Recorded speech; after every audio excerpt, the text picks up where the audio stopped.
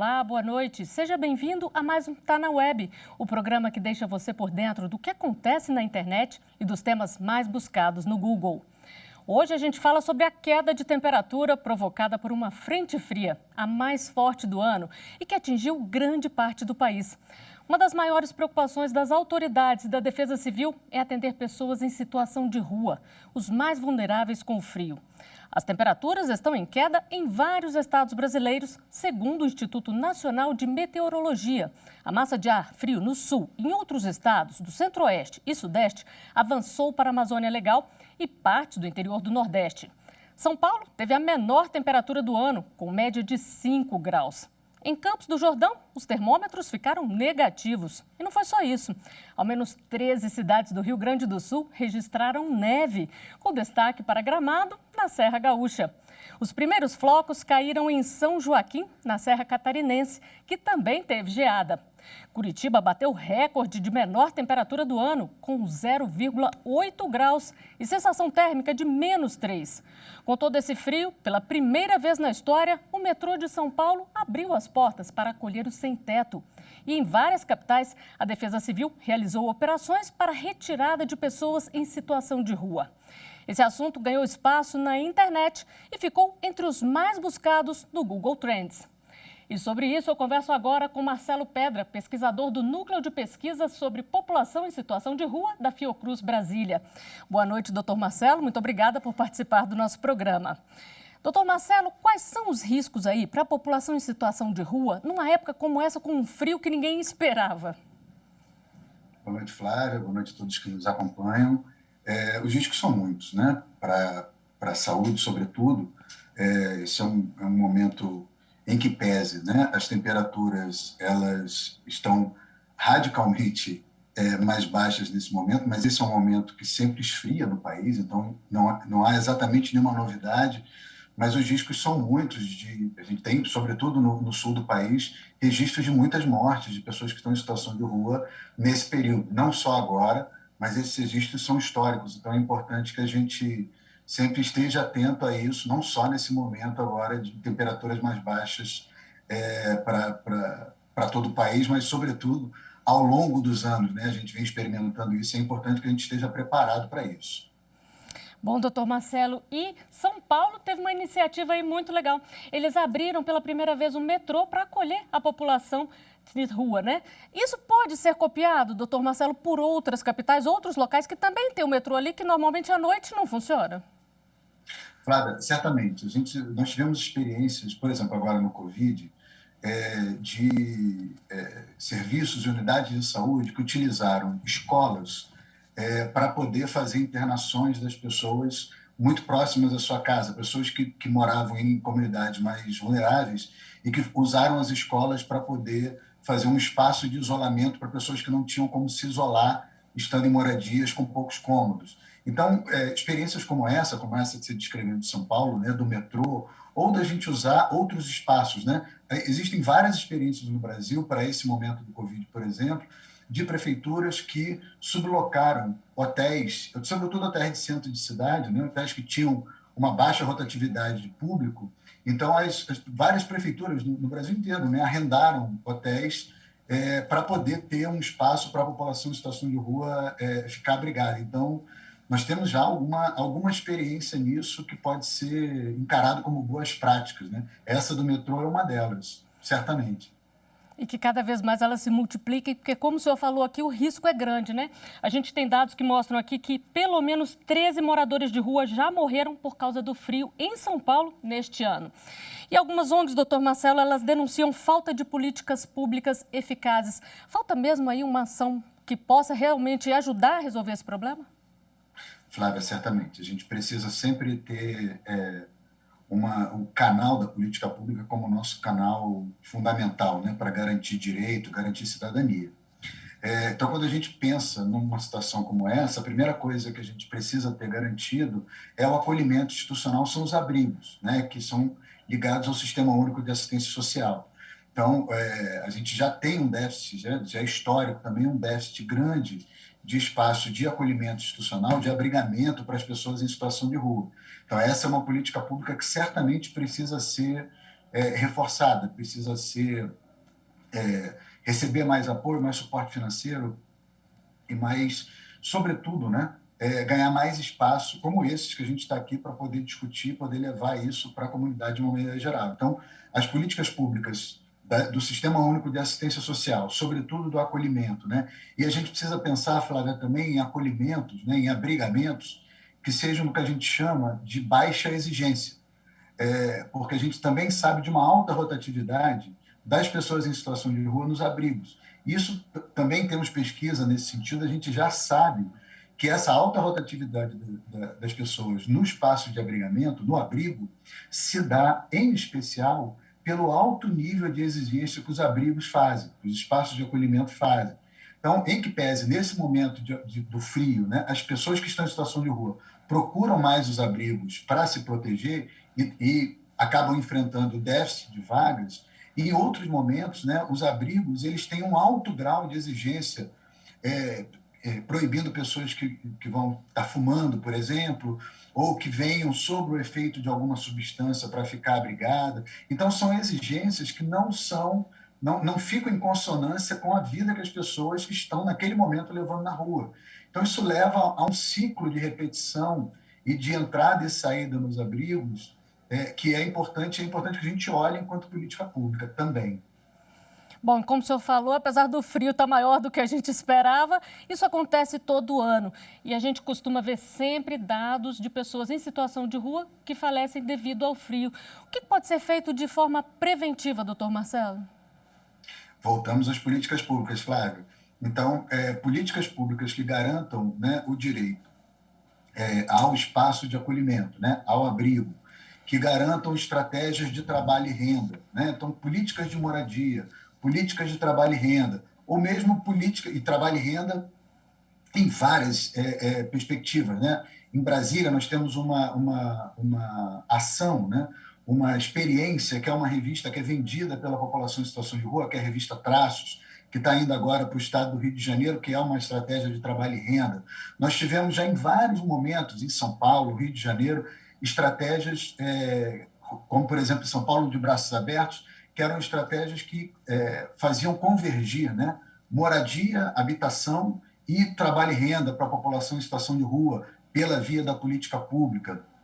Nós temos as equipes de consultório na rua, que são equipes de saúde da família, equipes de atenção básica, de atenção primária, específicas para lidar com a população em situação de rua, que podem ajudar a garantir esse acesso e garantir, sobretudo, a sustentabilidade dessas pessoas nos espaços de acolhimento, né? Garantindo a relação com as equipes dos abrigos, a relação com as equipes dos espaços de acolhimento, para poder fortalecer esse processo de saída da rua, quando a pessoa assim desejar, e permanência nos abrigos, ajudando as equipes dos abrigos. Então, uma certa convergência de políticas públicas de assistência social, saúde, trabalho e renda, moradia, habitação, é fundamental para a gente pensar isso ao longo do processo, né? Para a gente não ficar descobrindo de uma hora para outra, né? No frio agora, como se isso não tivesse acontecido antes e como se a gente não lidasse com isso todos os dias, né? E o que acontece algumas vezes é que essas pessoas são retiradas das ruas, mas acabam voltando. Como quebrar esse ciclo aí? Além do que o senhor já falou aqui que pode ser feito, o que mais pode ser feito? Flávio, a primeira coisa que a gente tem que discutir é por que tirar a pessoa da rua, né? Então, o respeito ele é fundamental para todos nós, né? A garantia da cidadania, a garantia dos direitos fundamentais, eles são essenciais para a nossa existência, né? Para a garantia de um tipo de sociabilidade que a gente quer, né, para a nossa população. Então, a gente primeiro é pensar que a gente não deve, né, a obrigação do Estado é garantir condições de subsistência, não tirar as pessoas da rua, sobretudo a força. Isso é um processo absolutamente arbitrário e indesejável e que, obviamente, só vai produzir rejeição a uma política pública que se coloque desse lugar. Agora, quando da construção de um processo onde o abrigamento e o sair da rua é uma oferta da política pública e a pessoa se sente motivada, né, engajada nesse processo como algo que é do processo de vida dela. Então, a gente não pode esquecer que boa parte dessa população vem de um processo de várias perdas ao longo da vida. né? Então, a perda, inclusive do direito de estar na rua, é mais uma perda. Então, a política pública, né, as equipes, os serviços que lidam com a população em situação de rua, precisam, sobretudo, trabalhar sobre a égide do respeito, né, da cidadania, da garantia de direito. Então, tirar da rua é algo absolutamente indesejável. Então, construir um processo onde sair das ruas é algo que faz parte do projeto de vida da pessoa, é uma coisa que se constrói ao longo do tempo e é fundamental que a gente trabalhe com isso, novamente. Saúde, assistência social, trabalho e renda, moradia, possibilidades de ter uma experiência com o Estado que não seja uma experiência de perseguição, né? Que seja uma experiência de construção de um outro lugar para si. E além de todas essas áreas que o senhor citou aí, saúde, moradia, trabalho, existe também um apoio psicológico para essas pessoas, doutor Marcelo? Flávia, todas essas equipes que eu estou citando, nos abrigos, nas equipes de consultório na rua, nas equipes de saúde da família, nos centros de atenção psicossocial, todas essas equipes são compostas, grosso modo, de vários outros profissionais, mas, sobretudo, de psicólogos e assistentes sociais. Então, a possibilidade dessas pessoas terem um espaço de escuta e que essa escuta do profissional psicólogo, do assistente social, mas também do enfermeiro, do médico para as equipes de saúde, né? Do pedagogo, por exemplo, nas equipes da Rede SUAS, para que essa escuta e essa possibilidade, né, de ter a sua história contada, de ter a sua história sendo valorizada pelo outro, é algo fundamental para que a gente reconstrua essa história de vida. Então, sim, essas equipes têm profissionais também de psicologia, mas não só os profissionais de psicologia dão apoio psicológico, né? Todos os outros profissionais estão ali qualificados para isso, e fazer essa construção ela é fundamental para garantir e evitar esse ciclo que você descreveu. Então, existe o apoio psicológico em todas esses serviços, essas equipes, mas é fundamental que isso aconteça de uma maneira paulatina, né? A gente não vai pegar uma pessoa que está na rua há 5, 10, 15, 20 anos e acreditar que numa ação abrupta nós vamos mudar a vida dela, né? É preciso que a gente possa recontar a história dessa pessoa para ela mesma, né? Que ela possa reconstruir esse processo para ela mesma. Bom, doutor Marcelo, muito obrigada pela entrevista. Uma boa noite para o senhor. Uma boa noite para todos. Bom, e agora a gente volta para o telão para dar uma olhada no que mais está na web e os assuntos que movimentaram a internet nos últimos dias. Começamos a semana com a atleta mais jovem a conquistar uma medalha nas Olimpíadas em 85 anos de jogos. A recordista é a brasileira de 13 anos, Raíssa Leal. A maranhense, conhecida como Fadinha, ganhou a medalha de prata no skate, categoria street, na madrugada de segunda-feira. Em 125 anos de competição, foram poucos os atletas com menos de 14 anos que conseguiram subir ao pódio. Raíssa ficou entre as mais pesquisadas do Trend, com mais de 1 milhão de buscas.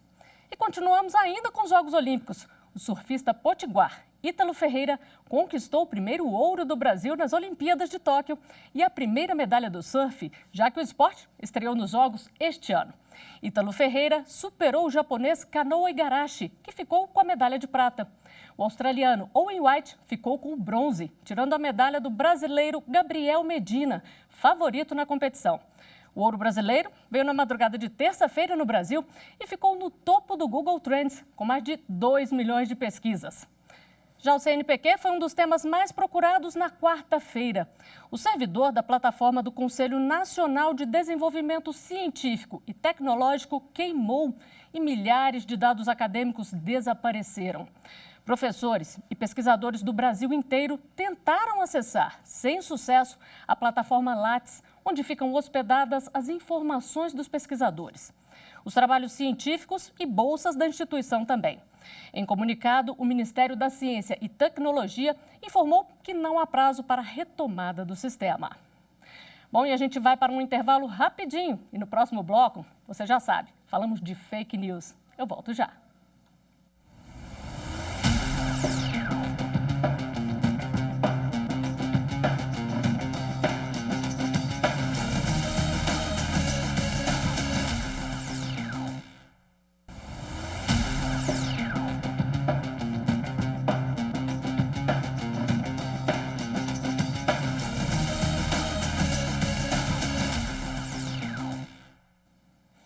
Estamos de volta e agora vamos falar de fake news.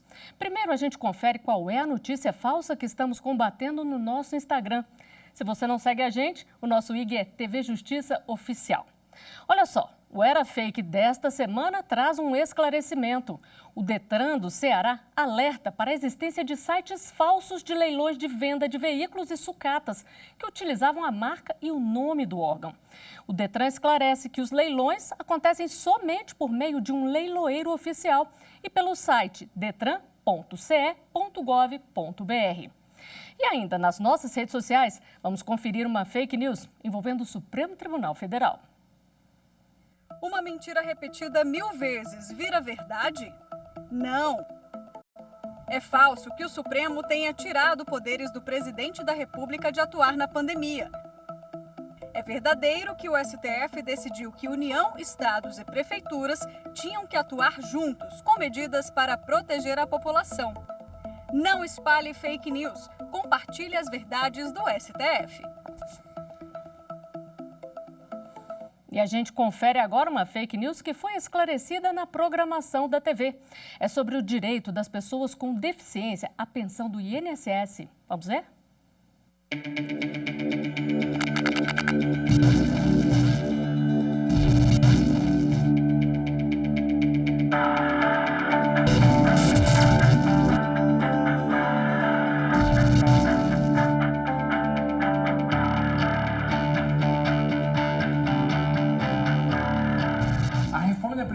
Que ocorreu lá em novembro de 2019 trouxe diversas mudanças na pensão por morte. Uma delas foi com relação ao cálculo. Antes era 100% do valor do benefício e agora passou a ser 50% mais 10% por cada dependente. Isso quer dizer que uma pessoa com deficiência que seja dependente dos seus pais, ele começa ganhando 60%. Aqui tem uma exceção. Se o pai dessa pessoa com deficiência se foi aposentado por invalidez, é 100% do valor do benefício. Não teve mudanças com relação aos dependentes dos segurados. Isso quer dizer que a pessoa com deficiência, que depende dos seus pais, continua sim sendo dependente, continua sim tendo direito à pensão por morte.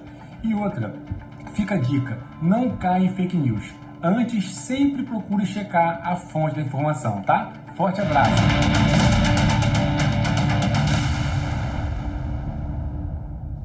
E para a gente entender melhor essa questão, eu chamo o advogado Joelson Costa Dias, presidente da Comissão Nacional dos Direitos da Pessoa com Deficiência, da OAB.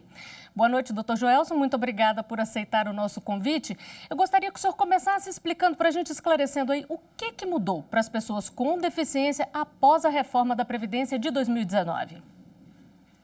Bom, Flávia, esse tema é de fundamental importância porque diz justamente com o direito básico das pessoas com deficiência, que é o da sua aposentadoria e, inclusive, daqueles que são dependentes do segurado, do regime geral de previdência, de servidor público, também ao recebimento da sua própria pensão. Nós tivemos uma mudança significativa com a emenda constitucional a 103 em 2019, mas antes mesmo disso, a Lei Brasileira de Inclusão, a Lei 13.146, em 2015, também já havia modificado aí as categorias de segurados da Previdência. Antes, nós tínhamos o cônjuge, o companheiro, o filho, o inválido, aquele incapacitado para o trabalho, tinha que se comprovar ali alguma forma de incapacidade relativa, absoluta, do dependente com deficiência. E depois da Lei Brasileira de Inclusão, isso mudou.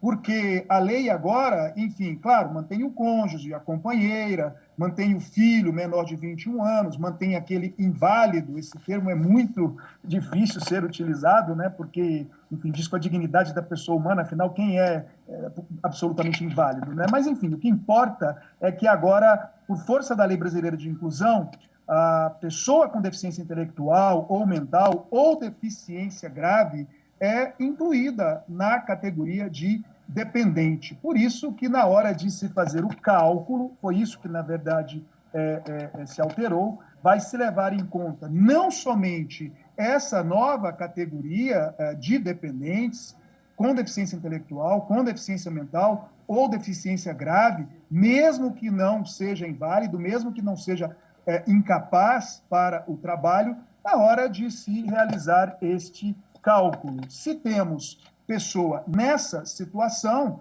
enfim, é mantido ali o 100% da aposentadoria recebida antes pelo segurado, e se porventura não tiver a pessoa nessa situação, aí sim é que o cálculo tem uma mudança muito expressiva, porque passa a ter apenas uma cota familiar, diríamos assim, por força do que está na emenda constitucional 103, acrescida ali de 10% por dependente até o máximo de 100% do valor que o segurado recebia antes. Lembrando que, claro, o parâmetro agora deixa de ser o benefício integral que o segurado recebia e passa a ser o teto do regime geral da Previdência Social, hoje no valor de R$ 6.433. Bom, e olha só, essa notícia falsa que a gente mostrou aqui divulgou que só as filhas saudáveis de militares ganham esse benefício. Como é que funciona o regime de proteção social das Forças Armadas, doutor Joelson?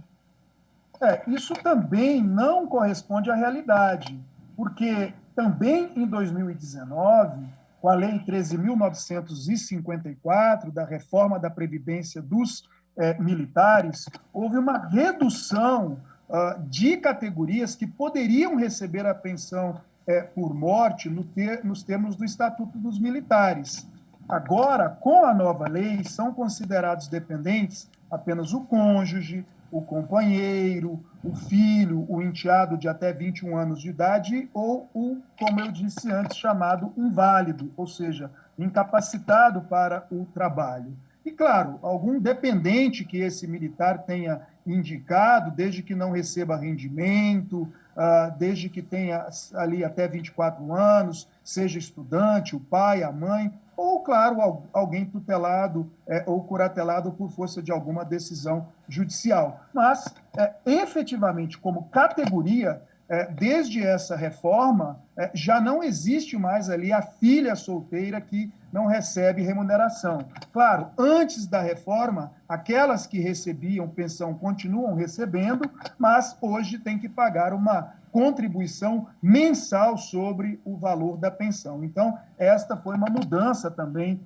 na própria reforma da Previdência dos Militares. O que é importante destacar é que, no que diz respeito ao regime geral da Previdência e dos servidores públicos em geral, no caso de pensão por morte, os dependentes acima de 21 anos com deficiência intelectual, mental ou deficiência grave, em relação a eles, não se tem que comprovar a incapacidade permanente para o trabalho ou a invalidez. Já no caso dos militares, a Lei 6.880, de 80, faz menção apenas ao termo inválido, ou seja, na prática, para a concessão da pensão de militar aos dependentes acima de 21 anos com deficiência intelectual, mental ou mesmo grave, tem toda uma discussão sobre a necessidade de se comprovar essa sua invalidez ou incapacidade para o trabalho. Ou seja, no caso dos militares especificamente, a legislação militar acaba por restringir o acesso da pessoa com deficiência, a partir dessa perspectiva de muitos que compreendem a exigência de se comprovar também a invalidez ou a incapacidade para o trabalho, o que vai levar, penso, que a maioria dessas questões relacionadas com o benefício às pessoas com deficiência, no caso dos militares, serão definidas, na verdade, judicialmente. Bom, doutor Joelson, nosso tempo chegou ao final. Muito obrigada pela entrevista do senhor. Eu que agradeço. Muito obrigado. E eu vou ficando por aqui. Não deixe de acompanhar as nossas redes sociais, Instagram, Twitter e YouTube. Na semana que vem você confere mais assuntos da web. Tchau!